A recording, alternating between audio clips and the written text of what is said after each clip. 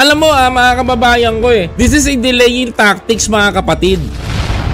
Malinaw na malinaw ang ginagawa. Ito kinakalampag ko Senate President, Senator, ano ba? Itutuloy mo ba yung impeachment o nilalaro mo sila?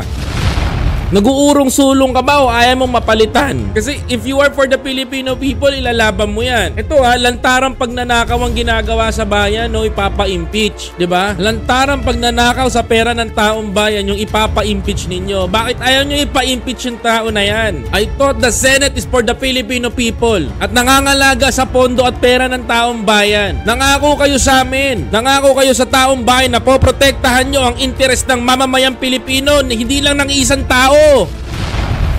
Diyos ko, mga kababayan ko. Tama dito si Senator Coco Pimentel Yes, sinasabi ko, delaying tactics, di ba? Parang sarap i-abolish ng ng Senate, mga kababayan, no?